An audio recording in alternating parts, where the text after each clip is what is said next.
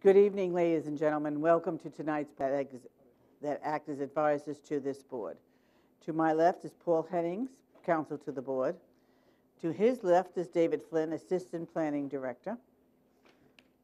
Now let me tell you why you're here tonight. New York State statute requires that any town that adopts zoning must also have a board of appeals to act as a relief valve, so those persons agree by strict application of the zoning ordinance can seek relief without the expense of going to court.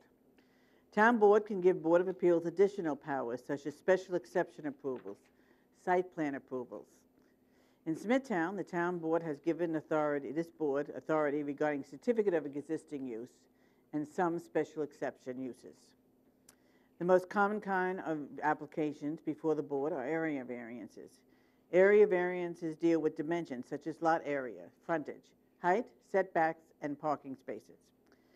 New York State statute mandates that the board must consider the following 5 criteria in area variances. When you come to the podium to present your application, you need to address these 5 areas. They're posted here for you. Number 1, whether an undesirable change will be produced in the character of the neighborhood or a detriment to nearby properties will be created. Number 2, whether the applicant has other feasible alternatives. Number 3, whether the variance is substantial. Number 4, whether an adverse impact on the environment will be created. And number 5, whether the alleged difficulty is self-created. The statute requires the board to balance the interest of the applicant and those of the neighborhood or community. This statute further requires that the board shall grant the minimum variances shall deem necessary and adequate, and at the same time preserve and protect the character of the neighborhood and the health, safety, and welfare of the community. The board has the power to impose reasonable conditions. Special exception applications are different than area variances. When we have a special exception application before us, I will explain the difference. Regarding procedures, cases will be called in order that they are advertised. When your case is called, please come forward, submit your affidavits and mailing receipts to Mr. Flynn, and you will be sworn in at the podium and be given the opportunity to explain to this board why you need the variance. After the applicant is done speaking, all interested parties will be given one opportunity and only one opportunity to be heard. So please, organize your thoughts, keep your remarks factual that are related to the case. Then I will ask the applicant to come back to the podium to answer your concerns. The board will then close the case and reserve decision. After all the hearings are closed, the board will review the cases and decide some of them. Others will be reviewed at a later date. There are 3 ways to find out the results of the case. Number 1, you can wait until after the public hearing, but there's no guarantee the board will act on your case tonight. Number 2, you can call the planning department tomorrow afternoon. And number 3, applicants can wait and be notified by mail. We do have some adjournments.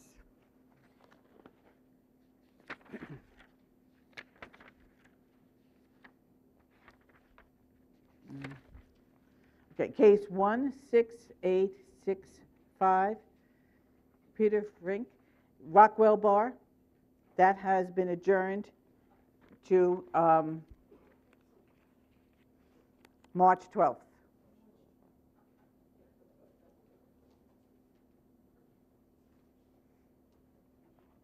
Okay. The other case that's adjourned is case 16847. That has been adjourned to March 26th. Okay.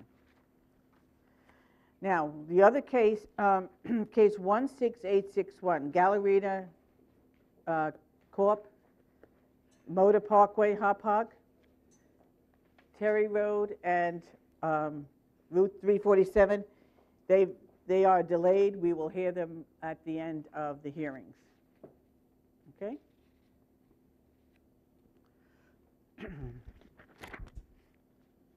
Okay.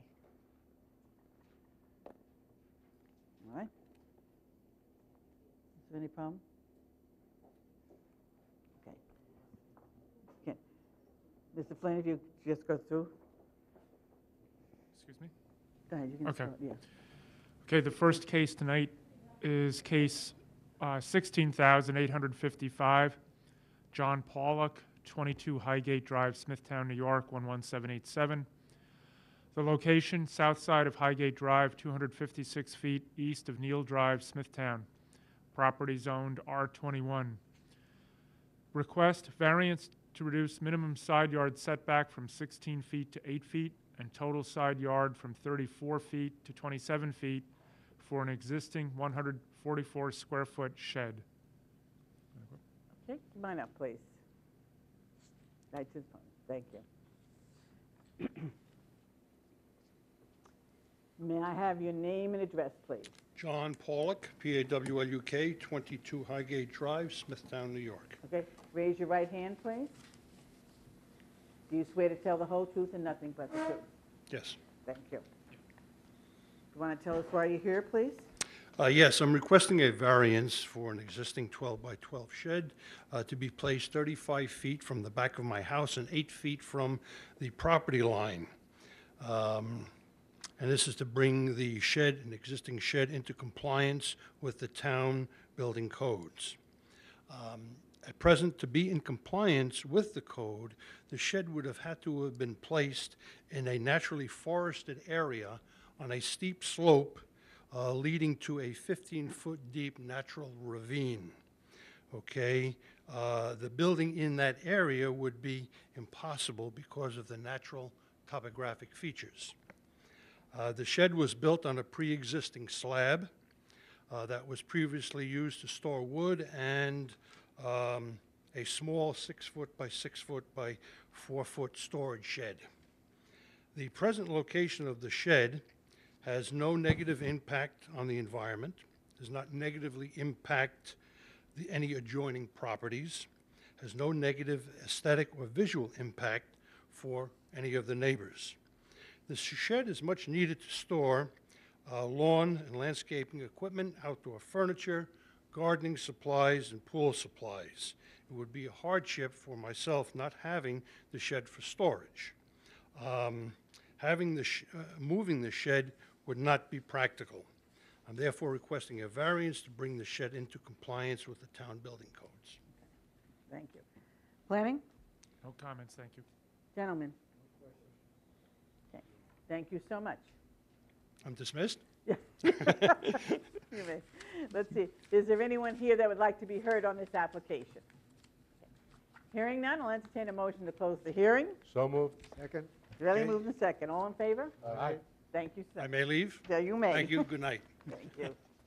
Okay, the next case is 16,856, John Rotelli, 8 Rockland Court, Commack, New York. Location, west side of Rockland Court, 242 feet north of Genesee Drive, Commack. Property zoned R10. Request variance to reduce minimum side yard setback from 12 feet to 8 feet and total side yards from 28 to 22 feet for a proposed 15 by 27 foot in-ground pool. Reduce minimum rear yard setback from 50 feet to 28 feet for a proposed 442 square foot first floor addition with 42 square foot attached portico. Mr. Rotelli? We need the affidavits? That's Mr. Rotelli. Oh, okay. Yeah. You have the, okay. Let him come to the podium. You have all the affidavits and everything? Yes. Okay. Wonderful. Well, and I swear you in. Come on up. I'm representing. He has to be sworn in first. Okay. Okay? Thank you. All right, let me have your name, please, and your address. John Rotelli, 8 Rockland Court, Comac, New York, 11725. Raise your right hand, please. Do you swear to tell the whole truth and nothing but the truth? I do. All right. Now, would you like this gentleman to speak for you? Yes, I would. Okay. Thank you. Now, I'm going to ask you to give me your name, and I'm going to ask you to spell your name, please. Norman Locke, L-O-K. Oh, that's easy. And your age, now your address, please? 707 Route 110, Farmingdale, New York, 11735. Raise your right hand. Do you swear to tell the whole truth and nothing but the truth? I do.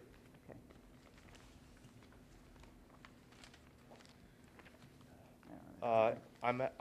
I'm here on behalf of the Rotelli family, Mr.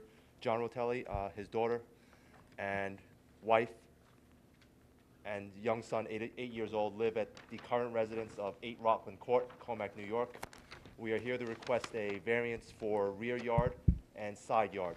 With regard to the proposed one-story addition, it is in the rear of the house, which is not, will not have any effect on the visual appearance from the front of the house.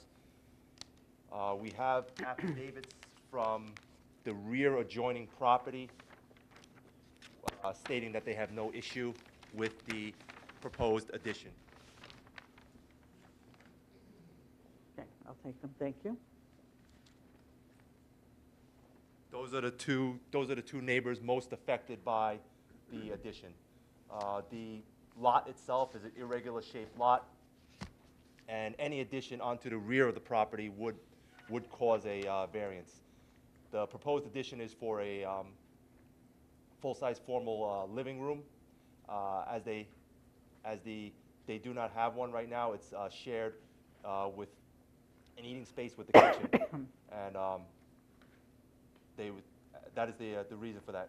As for the pool, the reason for the location of the pool is twofold. One is the odd-shaped location, odd-shaped lot size, and also due to overhead utility lines, which are nearby, which resulting in a required variance for the side yard for the pool.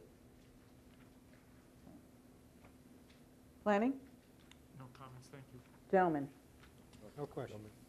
Okay, thank you so much. Thank you. Is there anyone here that would like to be heard on this application? Okay, hearing none, I'll entertain a motion to close the hearing. So moved. Second? Moving second. All in favor? Aye. Motion carried. The next case is 16857, Jeffrey and Lynn Barron, 77 Carl Court, Nesconset, New York, 11767. Location northwest corner of Carl Court and Audubon Street, Nesconset. Property zoned R10. Request variance to reduce the minimum front yard setback from 40 feet to 30 feet.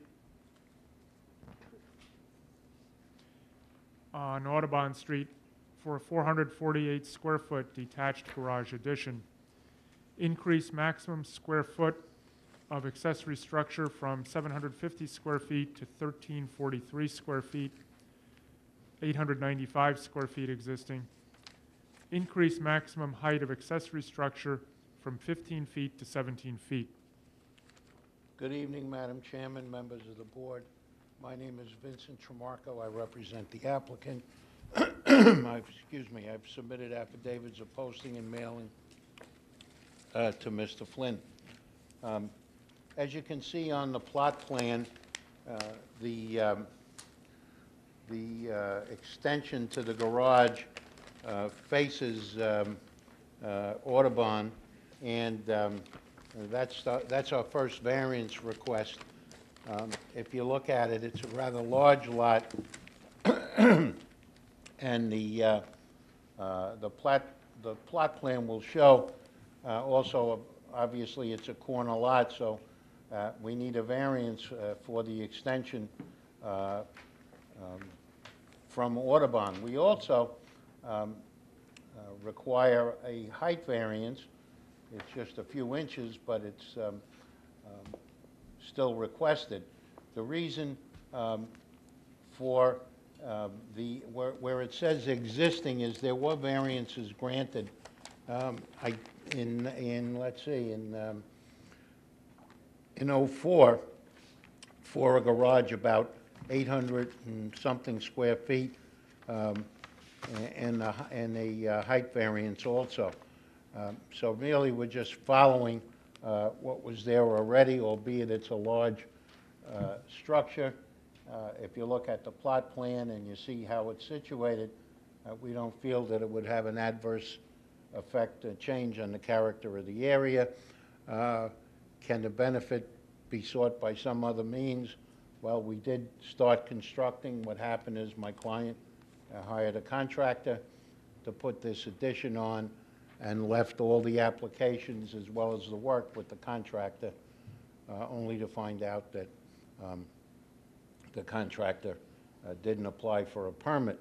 The request is not substantial. If you look at the size of the property, um, and the way it's situated on the property. What Mr. Barron does is he owns and would like to store 5 or 6 specialty cars. They're not cars that need repair work, and he doesn't do any repair work at his house. He does have a repair garage on Veterans Highway in Comac. So there would only be for storage. There would be no work done on those cars for any reason, and if there were repairs, he would take them to his repair garage. Was the difficulty self-created? Well, I guess you could say that my client should have been more vigilant in speaking with his contractor and contracting to get this job done. He is a repair shop owner. He's not a contractor. In any event, we asked the board for its favorable consideration. This is not obtrusive in any way. I know the board has visited this site as well as other sites. So we asked the board for its favorable consideration. Mr. Barron's here if you have any questions. Thank you. Planning? Just one thing I think the board should be aware of.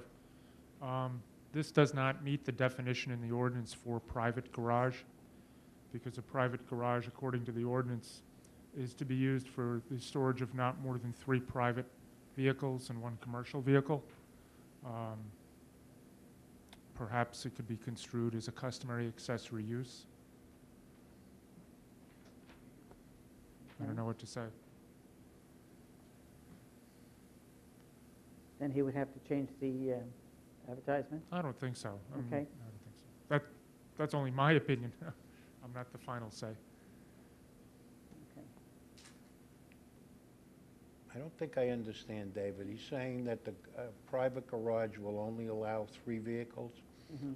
Okay, well, the building department writes the Denial? the denial, and they were well aware of what we're doing with the garage. Were they aware there was going to be more than 3 vehicles? Yes.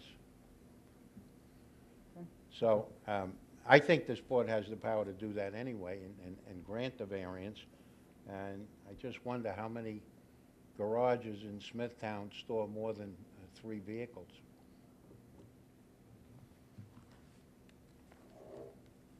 Gentlemen? Mr. Tansey? I want to say something else. I Go ahead. just thought about it. Supposing he put 2 of the cars outside, that would be a worse situation, or 3 cars outside. Now, I guess David's going to say you only can have 3 cars, but I don't No. think that's the rule. So this is a much better situation for all the neighbors. Okay. Thank you. Okay. Is there anyone here that would like to be heard on this application? Anyone? All right, hearing none, I'll entertain a motion to close the hearing. So moved. Second. Ray moved second. All in favor? Aye. Motion carried.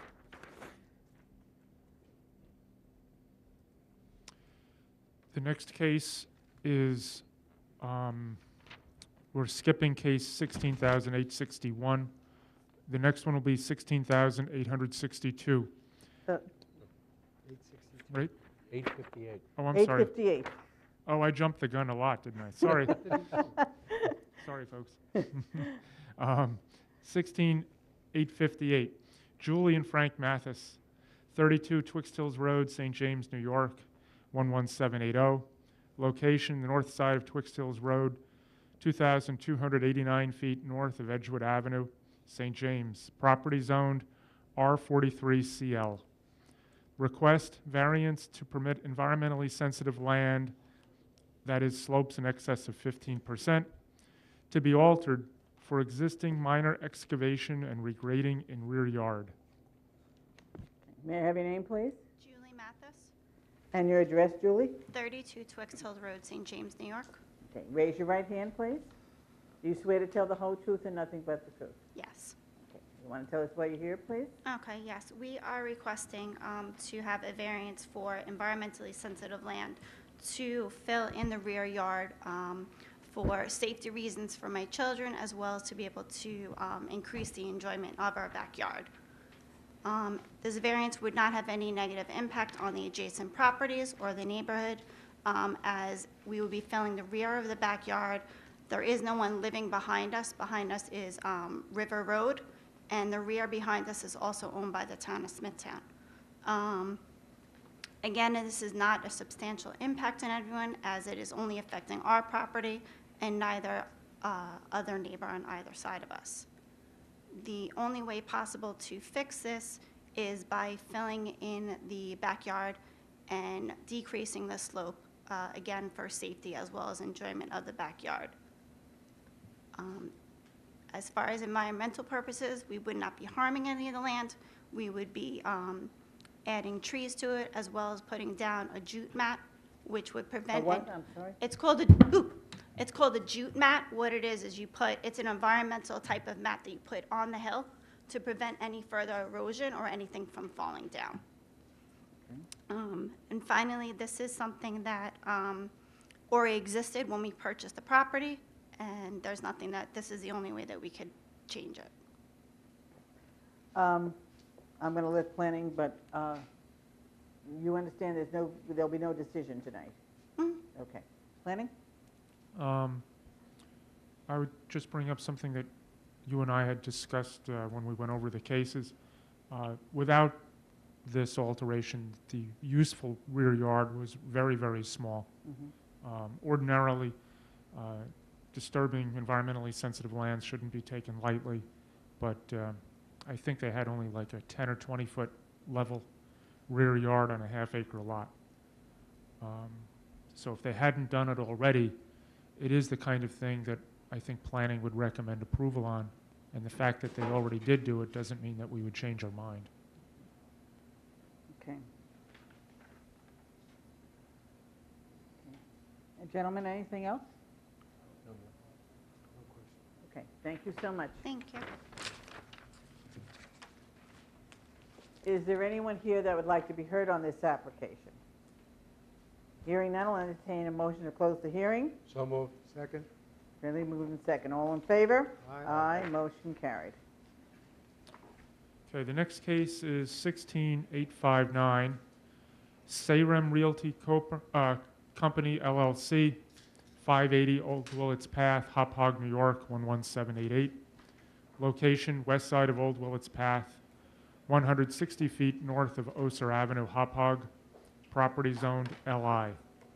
Request variance to reduce minimum parking spaces from 133 to 111, to change the use from a warehouse to office.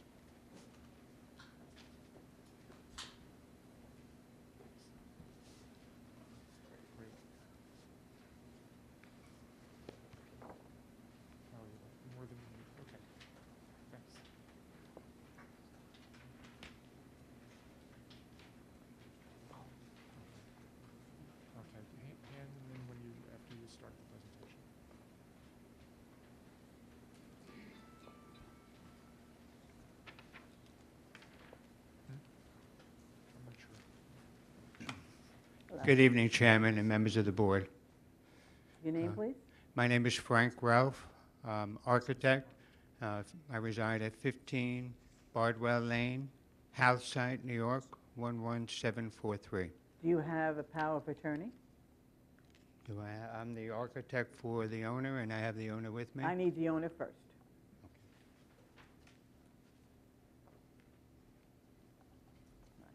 May I have your name, please? My name is Ray Vanamolo.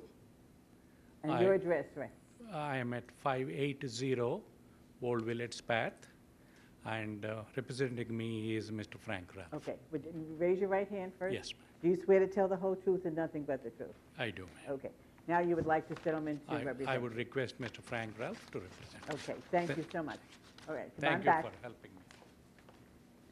Okay, I'm going to ask you then to spell your last name and everything, and then just go over it again, all right? Sure. Your name, It's please. Frank Ralph, R-E-L-F, And your address again. 15 Bardwell, B-A-R-D, Well Lane, House Site, 11743. Will you raise your right hand, please? Do you swear to tell the whole truth and nothing but the truth? I do. Thank you. Chairman and members of the board, I'm here tonight to represent case number 16859, Suffolk County Tax Map number 185-1-52. We're here for a request for a variance to reduce parking spaces from 133 required spaces to 111 spaces. The original application, as of note, was for 114. However, as the Peter Hahn had made some adjustments to our application, and our request was modified to be 111. 580 Old Willets Path is a commercial building. It was constructed back in around 1989. When it was originally constructed, it was constructed for an individual owner of the building. It was DeFazio Electric.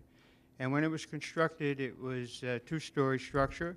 The upper portion of the building was set to be for office use, and the lower portion was for warehouse use. And primarily when he built it a two-tenant building where he occupied 10,000 square feet, where he had first and second floor, and the balance of the building was for a rentable tenancy. He had modified the office warehouse use in 1991, where it originally was built as 10,000 and 10,000. There was a modification done in 91 where it changed the overall square footage to 15,600 for office and 4,400 square feet left for warehouse use.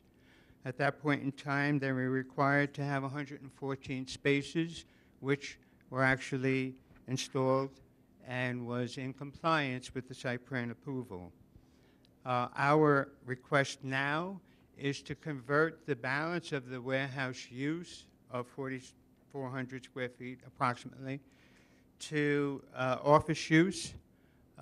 Mr. Anamulo is the owner of the building and is a single tenant within the building, and they have 100% requirement for office space and 0 requirement for any warehousing space within the building.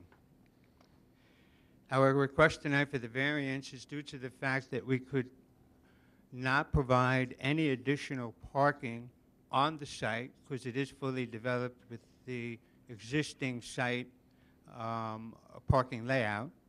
If anything, we're reducing it by 3 spaces as a result of adjustments to be for backup distances, those types of things, as Peter had commented on our plan.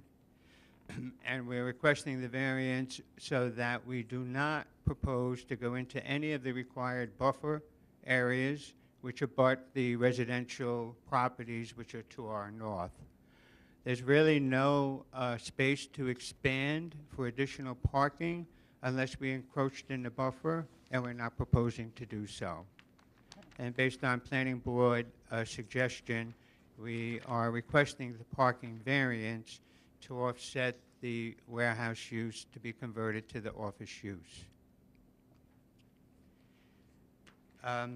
I have prepared a modified drawing based on Mr. Hahn's comments. I have that for submission tonight to the board for your review, a copy of the newly revised drawing as well as Mr. Hahn's comment sheet to reflect those changes as requested.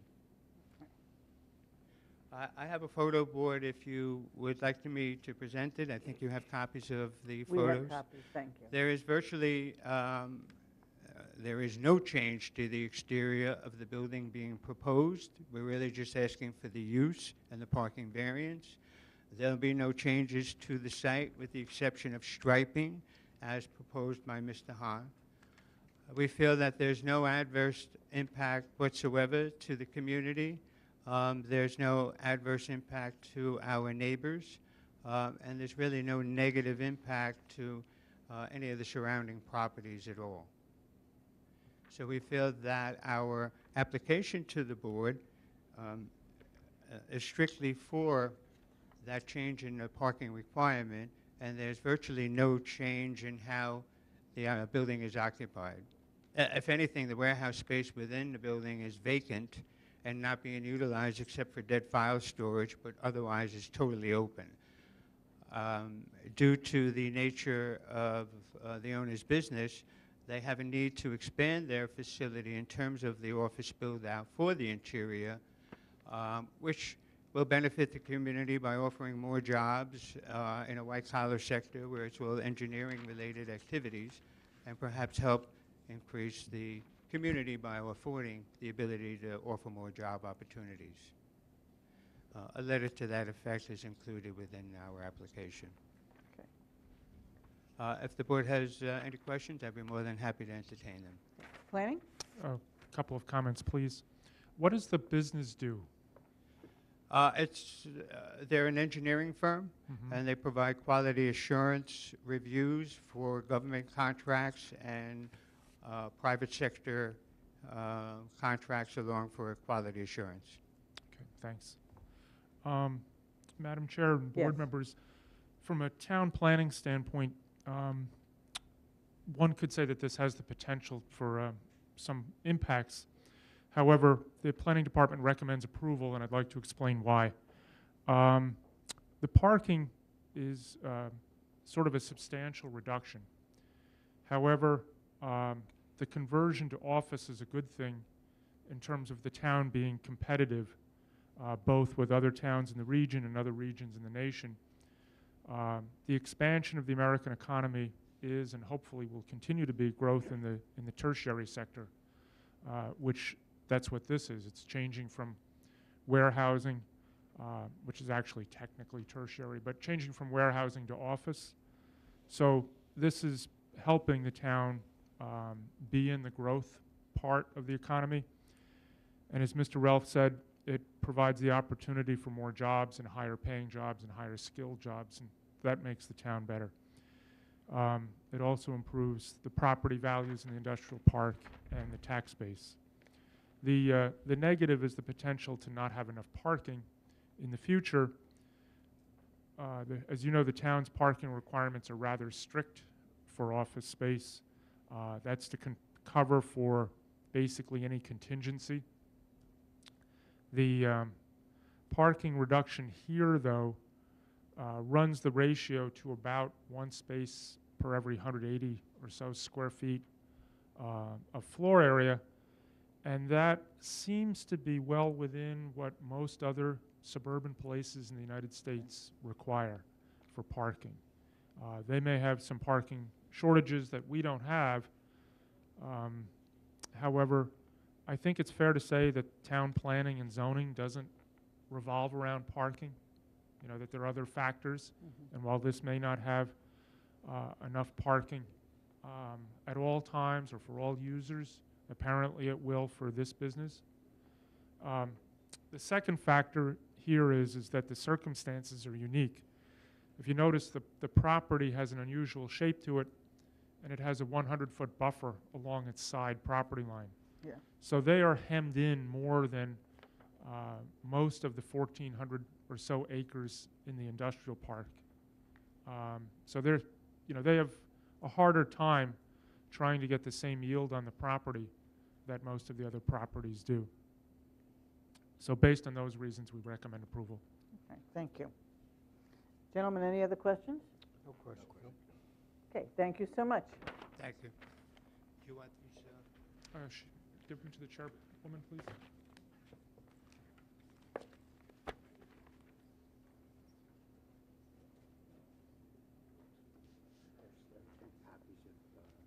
Okay.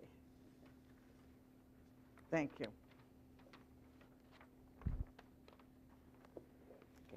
Is there anyone here that would like to be heard on this application? Hearing none, I'll entertain a motion to close the hearing. So moved. Second. It's really moved in second. All in favor? Aye. Aye. Motion carried. Okay, the next case tonight is 16,860. Boulder Smithtown Properties LLC, 610 Nesconset Highway, Hauppauge. I'm sorry, Smithtown Post Office, I believe. Thanks, Don. The property is zoned NB and R10. The request is a variance to permit environmentally sensitive land, that is depth to groundwater less than 10 feet, to be altered. Increase the number of ground signs from 1 to 4. Increase the maximum ground sign area from 32 square feet to 236 square feet, 176 square feet existing. Donald King, 75 East Main Street, Kings Park, New York, attorney for the applicant. As you know, Insignia is a restaurant on 347. It has 848 feet along 347 of frontage, 146 feet on Mount Pleasant Road. And the purpose of the signs is to identify to the public going by specials that exist from time to time, seasonal or otherwise, along 2 along 347 and 1 on Mount Pleasant Road. I got the traffic counts for the afternoon heading west on 347, starting at 3 o'clock, 1,931 cars, 4 to 5, 1,923 cars, 5 to 6, 1,817 cars, 6 to 7, 1,489 cars, 7 to 8, 1,274 cars, Yeah. 8 to 9 at night, 1,268 cars, 9 to 10, 943 cars, and 10 to 11, 654 cars. These signs, when we took them down because we had to come back for the variance, there was a noticeable impact on the business. You can imagine with the number of cars going by, it might just hit somebody's eye to be a good idea to Look at this, but then I want to. stop for a wedding or a special that evening or a glass of wine or dinner. So this is very important to Insignia and its continuing success. Dave brought up a very good point about the economy. Every time I come in here, I talk about the 37 empty stores in Smithtown and the 22 empty stores in Kings Park because of the economy. And Tony Scotto has a very successful restaurant there employing a lot of people, and it's important that this continue to be successful, and this will help them very much. It won't produce an undesirable change in the character of the neighborhood, and keep in mind the frontage along both roads. Can it be achieved by some other method? No, we have to come back because there's a requirement for anything over the number of signs and the square footage. Is it substantial? Not if you take into consideration the frontage on both streets.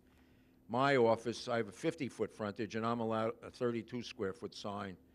They have 800 plus on one and over 100 on the other. Will have an adverse effect on the environment? Absolutely not. Was it self-created? Yes, it was self-created. We did put the signs up. They took them down. It came back for the variance, but if it's self-created, it's not a requirement that requires denial. I have some questions, so just let me ask. You're asking for 4 signs, 1 to 4, right? We have one. You have the one. We have the one already, you guys. Yes, the large, but now there's 3. Now, are you changing? I see there's a lot of different, Yes, are they going to be changing? they could be changed depending on the season, Valentine's Day, Christmas, New Year's Eve. They're sliding in, but not the dimensions of the sign. But the actual sign itself could change. The content would change. The contents, not the size. Yeah, okay. They're sliding things in? Yeah. Okay. They're not temporary, they're permanent, but the content would change from time to time based on the season or whatever. Okay.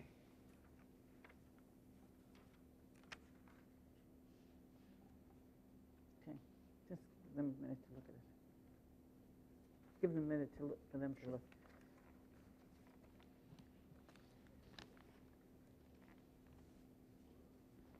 Did you see this? Yes. You're okay? Planning? Just a few comments. With regard to the groundwater, I think this is a technicality I can't imagine that the signs would have any impact on a high water table. The Thanks, purpose- Dave. The purpose of having regulations like that in the zoning ordinance are to try to reduce things like septic systems, drainage pools, basements, and impermeable surface areas. I think signs just happen to get caught up in the definition of whatever's covered.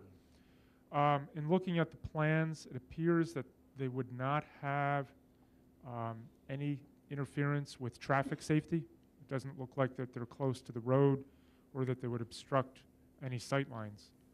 The quantity of signs is much greater than normal, but as Mr. King pointed out, the frontage is much, much greater than normal. So the overall appearance for the zoning district would be about the same. The third comment is a question. Are these illuminated? Yes. In what way? Exterior. Meaning they're spotlit? Yes. Madam Chair, I would recommend that if the board approved this, that there be a condition that spotlighting is the only type of lighting for the signs, shielded spotlights. That's fine. Okay. And I would make one other recommendation, which I think that Mr. Scotto wouldn't object to, and that is that some landscaping be placed around the signs. Yes. Thank you. Are they evenly spaced down that 858-foot frontage? They're located.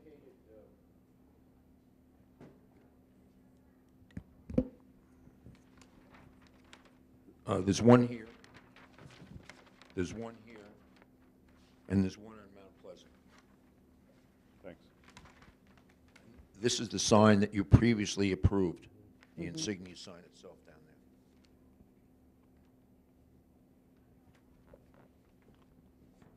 there. Thank you. Gentlemen, any more questions? No question. Okay, Thank you very much. thank you. Is there anyone here that would like to be heard on this application? Hearing none, I'll entertain a motion to close the hearing. So moved. Second. Really moved in second. All in favor? Aye. Motion carries. Okay, I'm back on the right spot of the agenda this time. Case But I don't think that the attorney is here Right. for that case- Galleria. Right. Okay, so we'll wait. Okay, could you Okay, skip so the next one? the next case is 16862, J. Nazaro Partnership, 137 Veterans Memorial Highway, Comac. Northeast corner Veterans Memorial Highway and Harned Road, Comac. Property zoned NB. Request variance to reduce minimum rear yard setback from 20 feet to 10 feet for a proposed 2,750 square foot one-story retail building. Reduce required parking spaces from 24 to 20. Reduce required truck loading spaces from 1 to 0. Good evening. James J. Nazaro, J. Nazaro Partnership LP. Have your affidavits and your mailing He receipts? needs your affidavits, your mailing receipts. Oh, yes.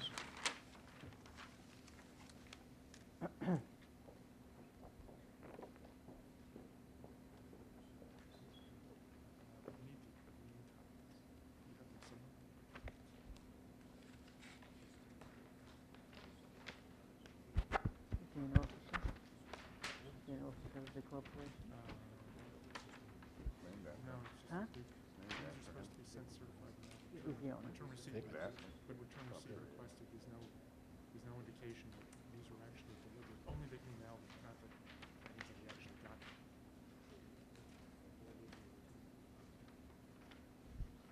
Uh-uh.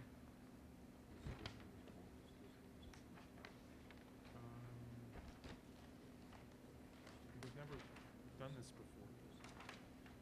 But it says return receipt requested. I've never seen this before. There's normally like a green card.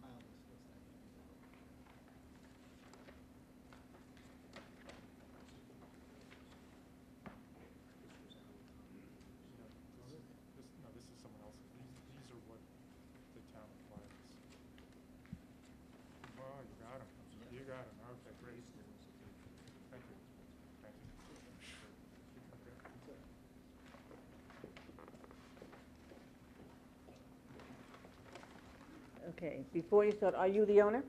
Yes, I am. Okay, good. All right, let me have your name and address, please. James J. Nazaro, 8 Saxon Avenue, Bayshore, New York. Okay. You raise your right hand, please. You swear to tell the whole truth and nothing but the truth? Yes, I do. Thank you. Thank you. Good evening.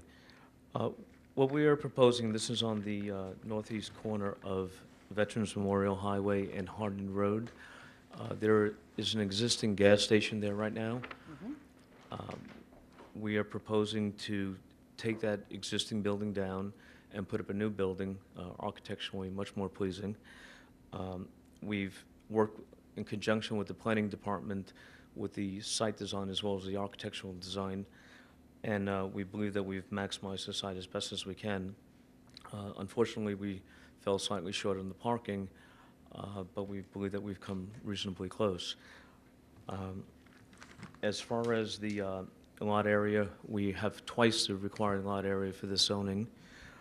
We've met or exceeded the front yard setbacks because we are on the corner, so we had 2 front yard setbacks. We have over twice the amount of landscaping that is required by code. We have met the side yard requirement, and we are just, shy on the rear yard from 20 feet down to 10 feet. And building, FAR, we are far, under that. So our variances are the relief of 4 parking spaces, 1 truck loading platform, and may I note that in front of the dumpster enclosure, we could have the truck loading if we chose to. We have the size large enough to have that if the planning department felt it was required, but they felt as though it was probably better, instead of asking for a 5-car parking relaxation, to ask for a 4, and the waiver of the truck loading, because that was probably less necessary. So that's what we had done with that. Also, I'd like to note that right now there are 4 accesses, 2 on Haunted Road and 2 on Vets Highway, 4 means of egress. We're reducing that down to 2. So we believe that that's, a much safer situation. 2 on where? What, 1 on each? A total of 2, 1 on each, yes. Okay.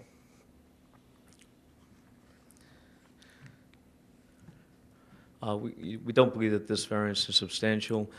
We did reduce the size of the building down to 2,250 square feet, putting a 500 square foot basement for storage to help maximize the site and keep the variance minimized. If we had the larger size building without the basement, we would have had to ask for a greater rear yard relaxation, and we felt that that would have been onerous. So we found a compromise with that by putting the storage downstairs. Can you tell me what the building is? It's a retail building. We do not have a tenant at this time. It's going to be on speculation at this time.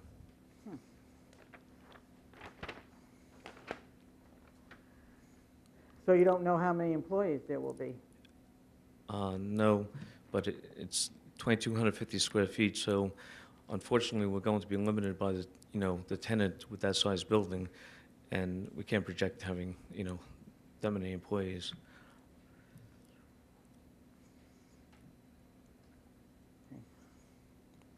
Planning? Madam Chair, the Planning Department's recommending approval on this. The parking reduction is rather substantial, about 17%. However, on the positive side, the improvements in safety by reducing the curb cuts and having no curb cuts close to the intersection, we think outweighs the shortage of parking. Also, if you look at it holistically, the building aesthetics, the whole site would be improved aesthetically versus in comparison to what's out there.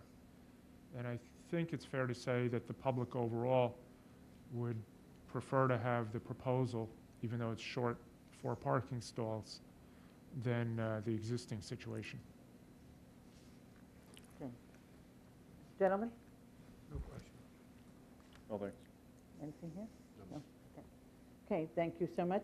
And thank you very much for your time. Let me see, is there anyone here that would like to be heard on this application?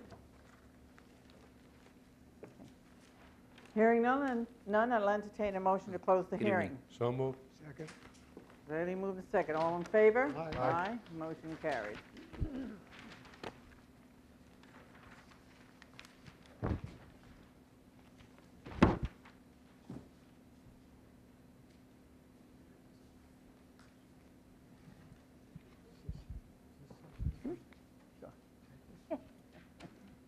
The next case is 16,863. Teresa Oliveto, 28 Genesee Drive, Carmack, New York.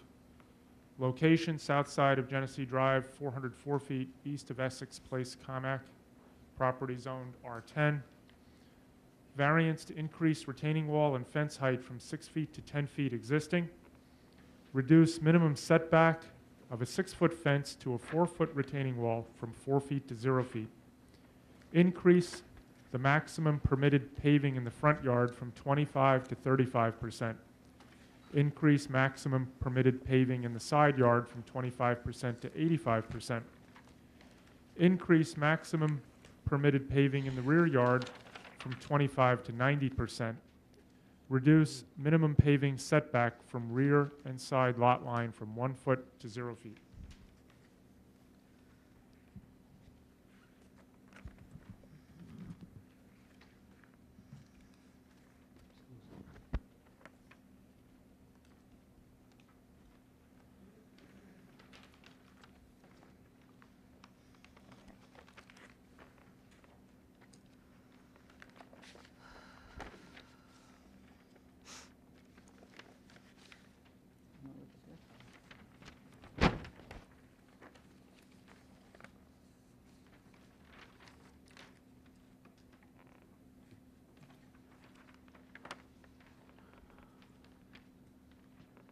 Okay.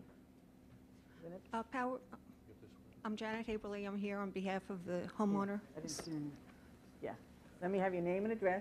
Janet Haberly, 2 Plain Tree Lane, St. James. Power of attorney has been given to council. Okay. Raise your right hand, please.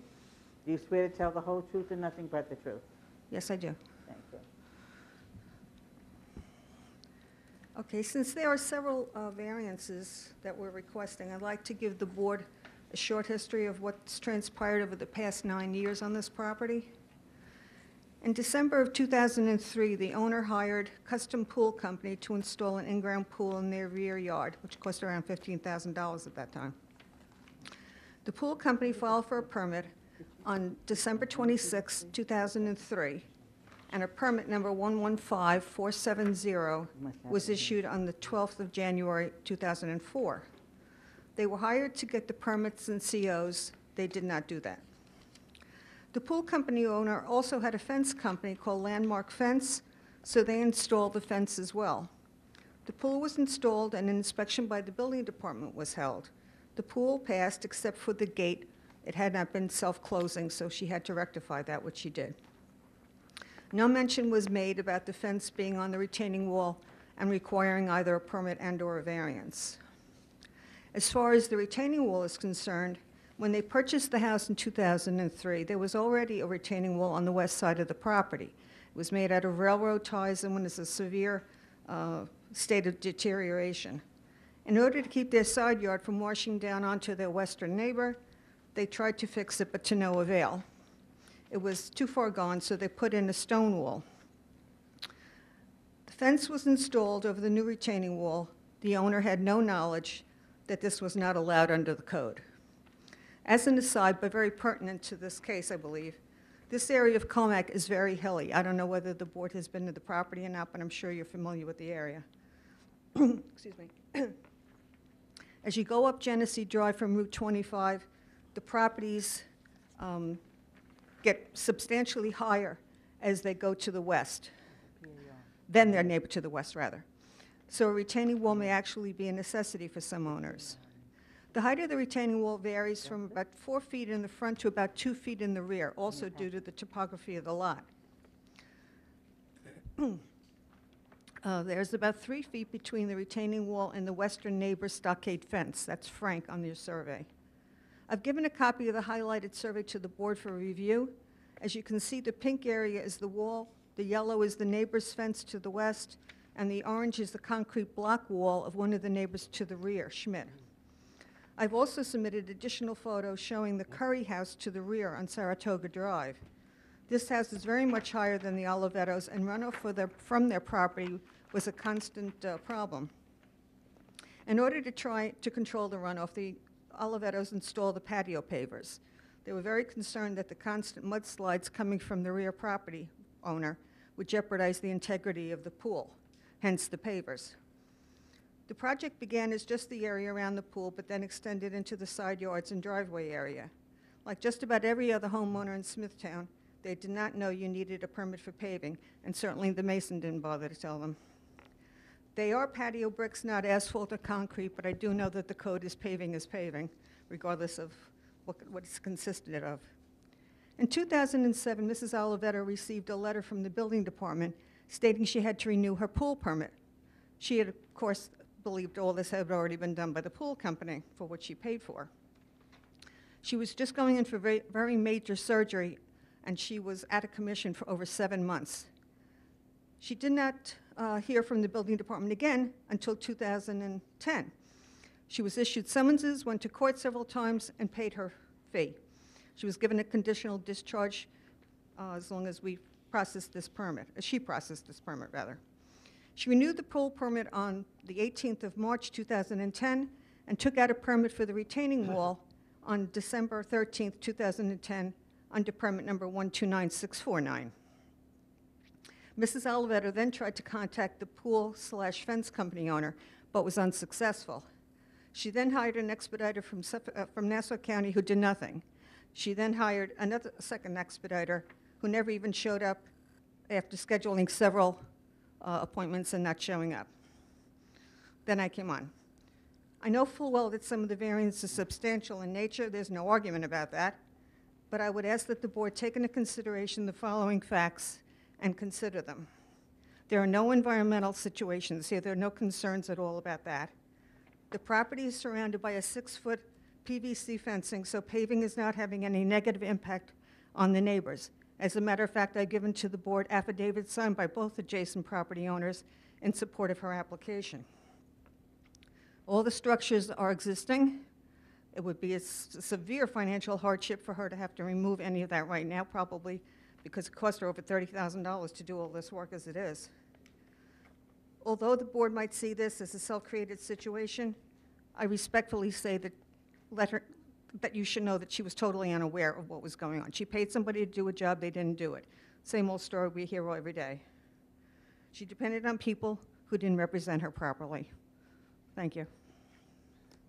Planning? A couple of thoughts. First is the planning department sent the board a memo today recommending approval of some and denial of other variances. That was based on the information that we had at the time. Ms. Haberly added more this evening. Which the board might want to would hopefully reflect on her testimony. We were recommending the minimum relief necessary. And the reason is concern about precedent. If you allow 80% paving in yards here, do you allow them everywhere? And it might be really difficult to imagine the drainage problem that would create on streets, recharge basins, adjacent properties, and so on. However, I have the impression from tonight that somehow or other the town was involved in letting her continue without advising her during construction that what she was doing was not in compliance with the code. Did I misunderstand that? That's correct. I misunderstood That's it? entirely correct. That I understood it properly or Yes, the first building inspector that came just looked at the pool, didn't say anything to her about the fence and the retaining wall, and they were there. And the paving. The paving was installed at the time the pool was installed or subsequent to that? Right after, the same time in 2004, the beginning of 2004. And I also should point out that these patio pavers have that little bit of drainage in between so that there is no runoff, as it would be if you had asphalt or something like that. So that, But it would have, if you don't mind, Garage, well, I agree. You know what? I don't believe it's a garage either. Matter of fact, if I can give you a couple of pictures of what it looks like from my side and from my kitchen, if I could.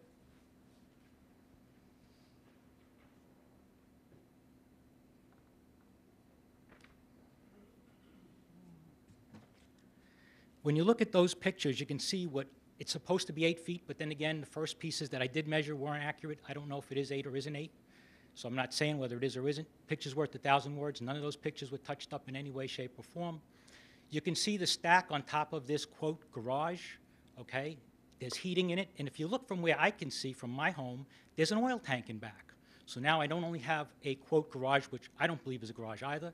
I have an oil tank with hazardous materials, and I've seen other hazardous materials put in the shed, propane tanks and other things in the other shed. And so now I've got things that could cause harm to my home.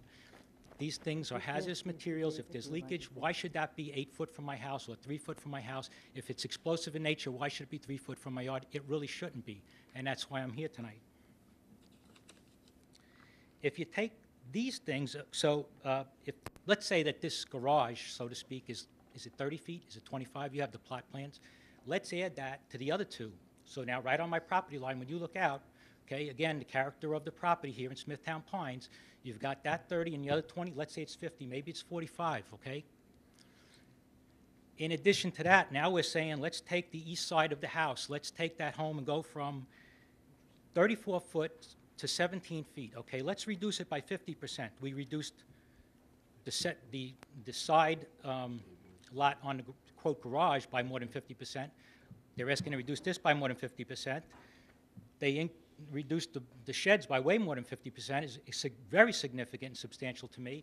You take a house that's, I don't know, is it 30 foot deep, 40 foot, I don't know. You add another 30, 40 foot for the garage, you add another 20 foot from the shed, and guess what? When you look from my side of this thing, it is absolutely not beautiful. It's terrible. It's horrible, okay? It definitely detracts from the value of my home. It's a home that I'm going to be in the rest of my life that I built with my dad, and it shouldn't be there. I don't believe, in my recollection, I think you should just check some of the facts that Mr. Tramarco put out here. I don't believe that Steve Dutton just happened to inherit this from his father, so to speak. I know the word inherit wasn't used. He did this, okay? He did this. He made many, many, many changes to this house, more than I could count during the time I was there. I believe this house had a real garage when his father was there, and a lot of these changes were made after, but you should check the facts, check the timing with other neighbors. You talk about paving, okay, so not only was the front yard paving changed by a significant amount, 25 to 45%, that rear yard goes from 25 to 80, okay, far substantial, that's more than triple. Drainage and et cetera, what does that mean for me? You're doing it to the front yard, doing this back, 80%? Come on. There's no greenery allowed at this point. It's all paved. It's not anything like the character of this neighborhood that I grew up in is supposed to be. Absolutely. Let's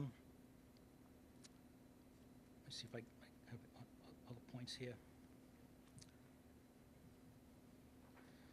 So, you know, I again, look at it in aggregate, look at each of them individually. It's not a garage, to the best of my opinion. These sheds shouldn't be there. They have hazardous materials stored right near the line. The drainage will push those hazardous materials onto my property. It's a huge affront. And I tell you, you know, I've never been to the zoning board before. This is my first time here. I built that house that I live in that's 20 foot away from the Duttons, okay? I built it with my dad. And before I built that with my dad, I got the architect to change the drawing so it would conform to the shape of the lot, okay? There are no zoning issues that I've had. I've never applied for any zoning issues. I have had everything there I've gone and got a permit for. I've paid every penny of tax. And so I'm right next to this, excuse the expression, mess. I don't know how to say it. And it's appalling to me, and it should be appalling to you. And that's why I'm here tonight. I just want to check my notes. I have a couple of scribbled notes to see if there's anything else to add.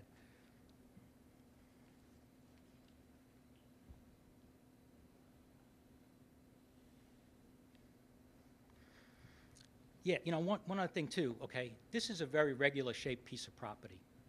There is no reason that these things are right near my home. Really, there isn't. You look at the shed, look at your plot plans, look at the two sheds that are right 20 foot from my window.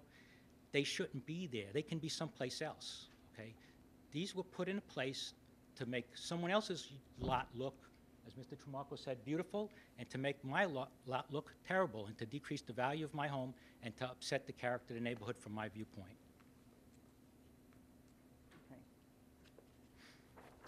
All right, I think you've That's made all. a Thank you good so point. much. This is what I need you to do. I'm going to give you back these pictures. I want you to write the case number on it, the date you took the pictures, and your name, all right? So they can go back into the file, all right? And then would you bring them to to Steve Gargiulo here, and he'll put them in the file. Thank you so much. Okay, thank you. All right, there's someone else that wanted to be heard? Come up, please.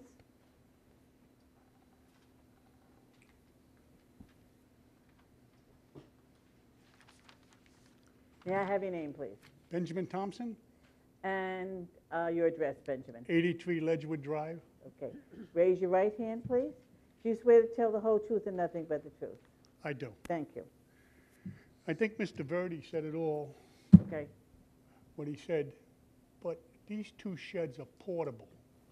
I take exception to the part where it says variance to decrease minimum distance from any lot line, any lot line. Okay. That means that these sheds can be moved against anybody's property, on his property, 3 feet from the property line. That shouldn't be in there. That shouldn't be. I built the garage on my land, piece of property, and I went according to the code. I got the permit, I got everything there, and I went according to the code. I had to be 90 feet from the back fence and 8 feet from the side fence. Instead of going 8 feet, I went 9 feet, just to make sure I'm away from the property line. Now, this guy comes to 3 feet. This is not right. This is not right. Shouldn't be. That's what I got to say. Thank you so much. And I agree with Mr. Verdi, what he said there. Okay. Thank you. Thank you. Was there anyone else?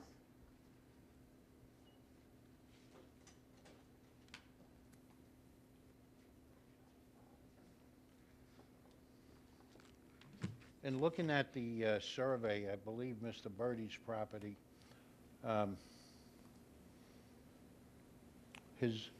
looks like his rear yard, but I don't have a tax map. Maybe David does. I think the planning department recommended denial of that shed in the rear that's closest to Mr. Birdie's property. And, you know, if the board finds it deniable, then we'll just have to move it or take it away. This is something that when people build sheds, I guess they don't think about them as, I don't know what they think about, and they put it too close to the line. We can see that it's a rather large shed. It's 10 by 18. So if that's the case, we'll move it. We don't really have a choice. The board's going to make a decision. I don't think there was any malice on my client's part, you know, in building these things. He built them, or his father, I'm not so sure. The building that's denoted on the survey as a frame garage, certainly if it's a storage shed, it may, and I can't tell you for sure, but it may house the heater, the pool filter and the pool heater, and that's why there's propane. And there's nothing wrong with having propane outside as long as it's connected properly to whatever it's used for. So we understand the neighbor's concern. On the other hand, we'll do whatever the board feels is reasonable, and we will cut back the driveway one way or the other, either 10 feet wide or make it 20 feet and shorten it to the frame garage. And again, with respect to the shed, I think if the board denies it, we'll just have to move it or destroy it, take it down. Thank you. Thank you.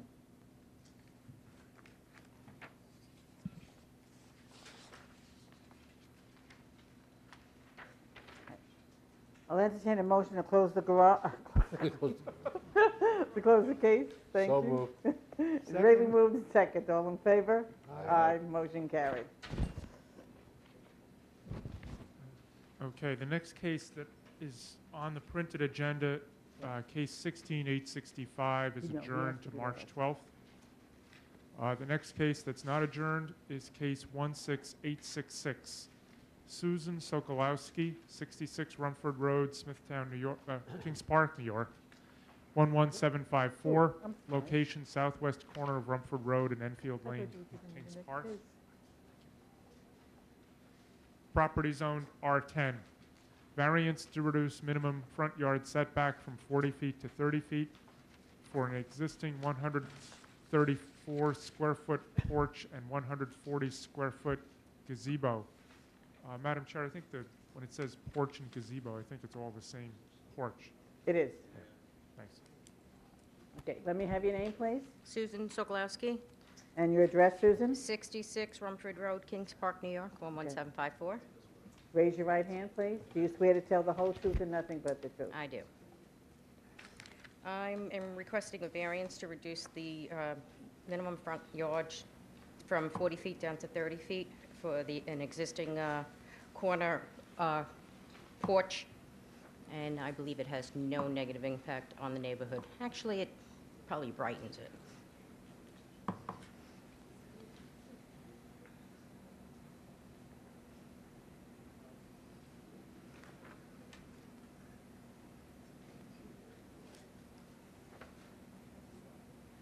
Planning? Gentlemen? No, ma'am. No question. Okay, Okay. thank you. Thank you. Is there anyone here that would like to be heard on this application? Hearing none, I'll entertain a motion to close the hearing. So moved. Second. It's regularly moved and second. All in favor? Aye. Motion carried. Okay, the next case, we're going back to the one that we missed. Case 16861, Galleria 4 Corp., 1328 Motor Parkway, Hop Hog, New York, which incidentally apparently is the location of the corporation, not the property. Oh, okay. The property is on Terry Road. Okay. The location, northeast corner of Terry Road and Nesconset Highway, Smithtown. Properties owned NB and LI. Request variance to reduce minimum parking setback to a residence district from 100 feet to 44 feet for a proposed 11,817 square foot office building.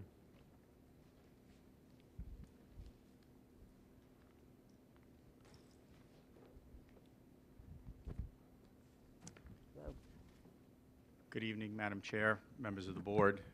My name is Anthony Guardino. I'm a partner with the law firm of Farrell Fritz, located in Uniondale, New York.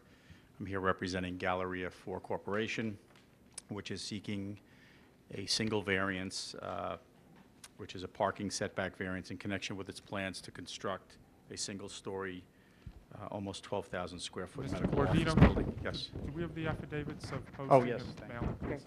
And the address is 113 Terry Road. 113 Terry? Yeah, I believe, yeah.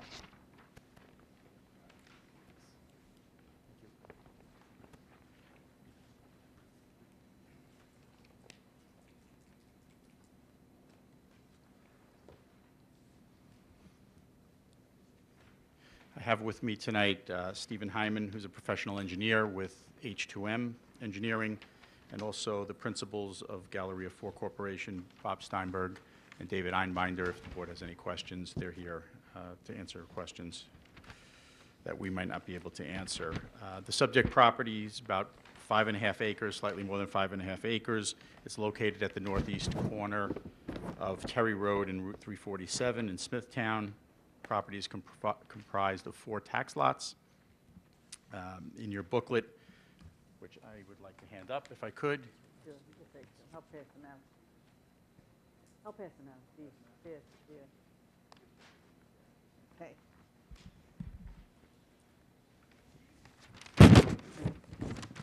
Dave and Paul, Sue.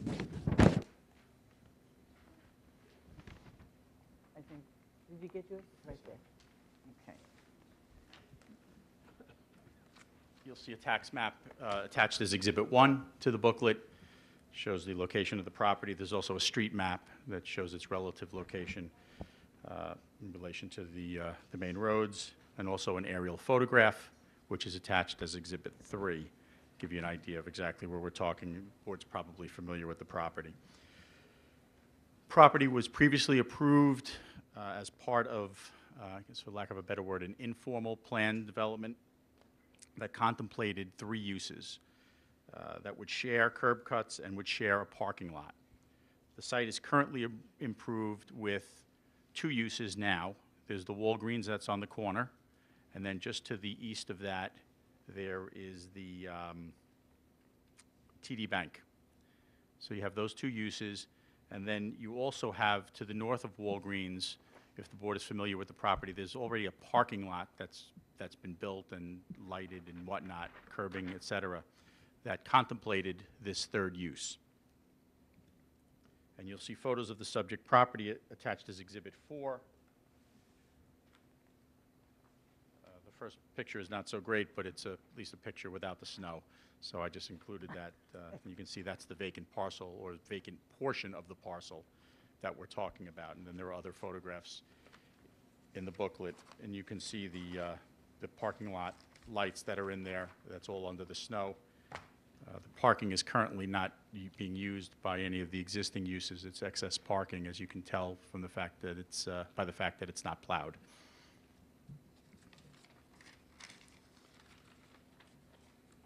The property is located partially within the town's LI Light Industry District and also in the NB Neighborhood Business District. The corner, the Neighborhood Business District portion is really the Walgreens site, and the rest of the property is zoned LI.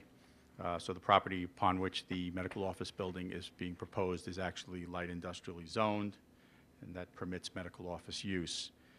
The property has ample frontage on both Route 347 and Terry Road, approximately 500 feet on each road.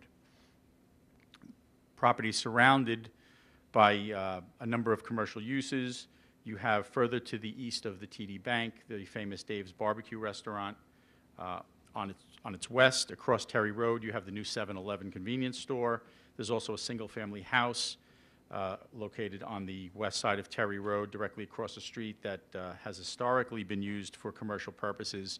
I'm not sure if it's being used now for commercial purposes, but it had in the past been used for commercial purposes. To the north, there's a vacant lot. To the northeast, there's the Avalon Bay multifamily residential development. And to the south, there's Watermill Caterers, which is across 347. And again, all photographs are in your booklet at Exhibit 5 of the various surrounding uses. So you can see this area is largely developed with neighborhood business type uses, at least on the corner that we're talking about. The applicant is now proposing to develop the site, this portion of the site, with the 1-story, 11,817 square foot medical office building on the vacant portion of the property that's located north of Walgreens. The building, as you can see at the bottom here, and also in Exhibit 7, is an attractive New England shingle-style building, and I believe that it will be an attractive addition to the other uses that are on the site. There are also elevations in your booklet at Exhibit 8, but I think Exhibit 7 and this photograph that's down below here, the rendering, I should say, not photograph, gives you a good idea, gives the board a good idea of what the building is going to look like. While the proposed building will utilize a large portion of the existing parking lot,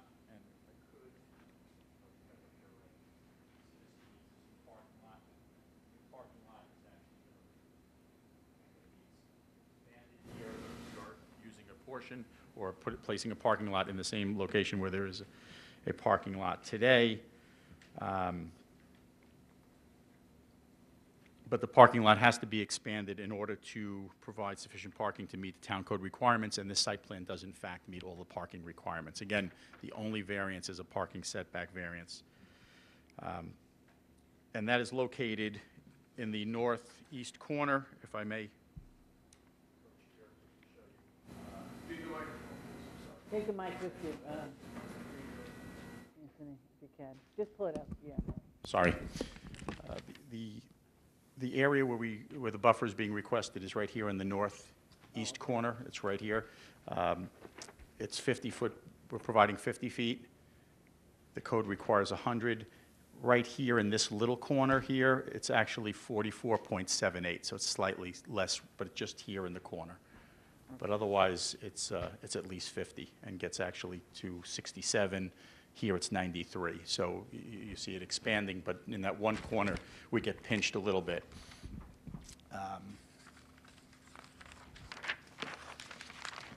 And as you know, the light industry zoning requires a 100-foot setback when you're adjacent to residentially zoned property, which we are here, and that being the Avalon property. But I would submit that the need for the 100-foot setback is really just a vestige of when the area was used for industrial purposes and industrial uses. Years and years ago, as many on the board will remember, the area was industrial at the time. There was the nursery on the corner, but the area was industrial. As you can see, and as you know now, you have all of these neighborhood business type uses, really not, they're not obviously industrial uses, but we are stuck still with the industrial zoning. The town has not changed the zoning to catch up with the uses, but as a result of that, we end up with this requirement for this 100-foot buffer that would not be needed if the entire property was zoned neighborhood business. And again, as I pointed out, this area here is zoned neighborhood business. If the entire area was zoned neighborhood business, we would not be before you. We wouldn't need a variance. We'd be as of right. At this time, what I would like to do is call Steve Hyman, ask him to just explain the site plan, if I could. Sure. Thank you. Steve, I need your name and address. Stephen Hyman, H2M, 575 Broad Hollow Road, Melville. Okay, raise your right hand, please. You swear to tell the whole truth and nothing but the truth? Thank you.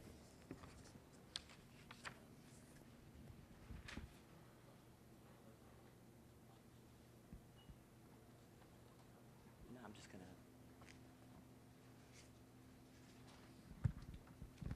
to... Anthony did a thorough job explaining most of the site plan, so I really only have a few points. One point is that the medical office building will be using the existing driveway that serves Walgreens and TD Bank right now. So vehicles entering from Terry Road or exiting to the north will continue to do the same thing with the medical office building. And for people leaving the medical office building needing to go east, west, or south, like everybody else in this shopping center would be exiting one of the several curb cuts on Route 347 and making whichever maneuver they needed to make. Another aspect of the site plan is there is a potential interconnection with the property to the north if and when that property is ever developed. So we have planned for that potential interconnection, and it is somewhat adjustable east or west depending on how that site plan ultimately evolves.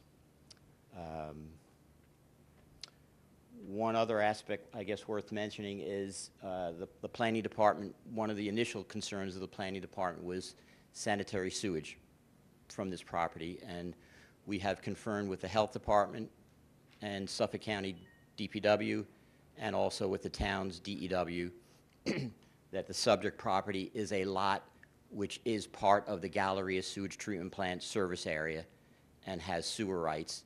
So this property will be served by sanitary sewers as opposed to an on-site system.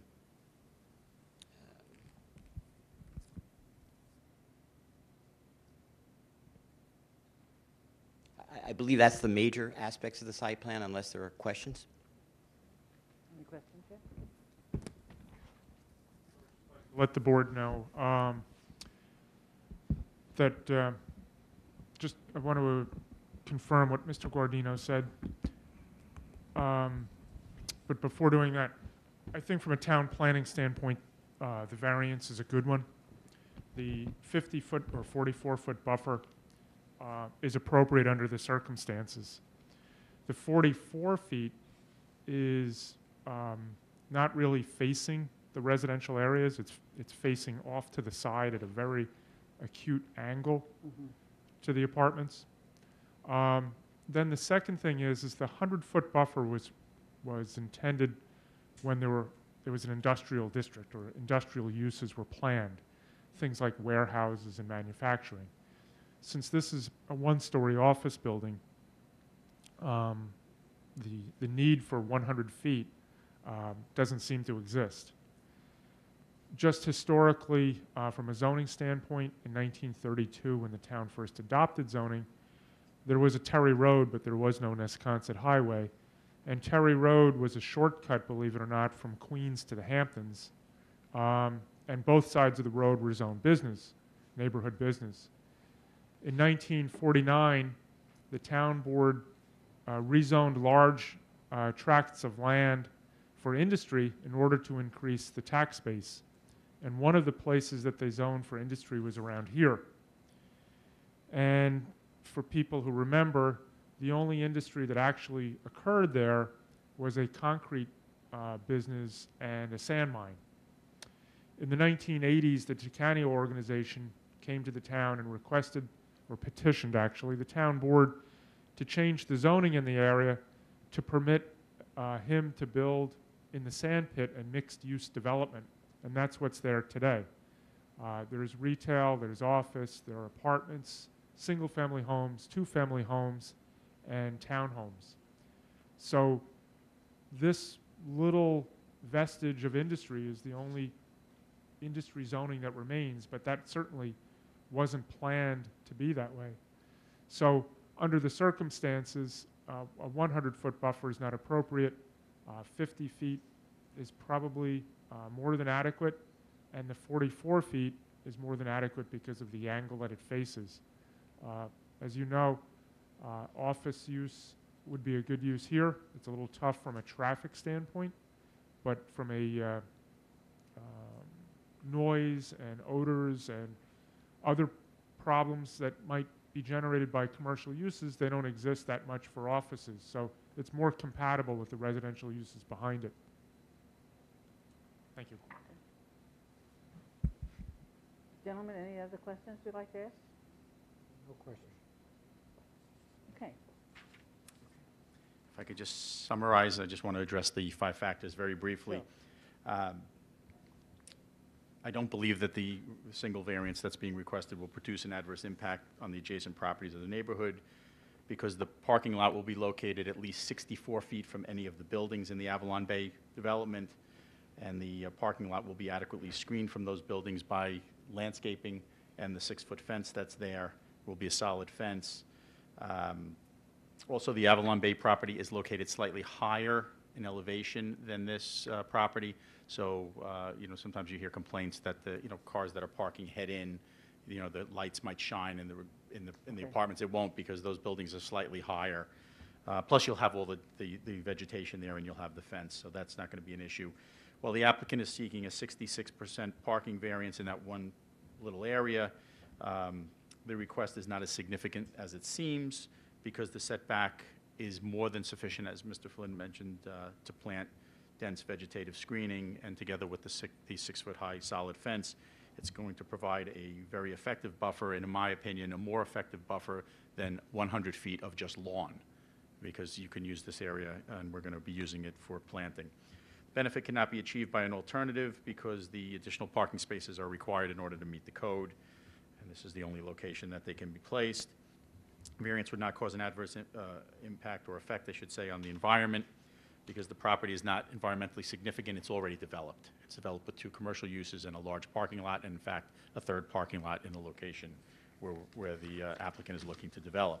And then finally, the difficulty arguably self-created because the applicant is charged with knowledge of the zoning regulations and is in fact proposing to build this building, but as this board knows, that is not a dispositive fact for purposes of making a decision. So I have nothing further, and I thank you.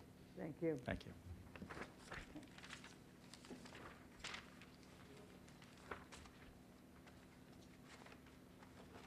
I can just ask a quick question. Do we know if there's a negative declaration if the seeker has been completed on this? Yep. It has been?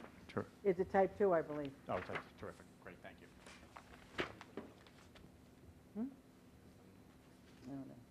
Was there anyone who would like to be heard on this application?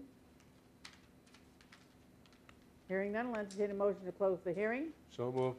Second. Billy moved in second. All in favor? Aye. Aye, motion carried. I think there's just one more case that has to be adjourned. On the back. Just to know, case 16847 has been adjourned to March 26th. That gives you enough time? Okay. All right. That concludes our hearings for tonight. Thank you so much.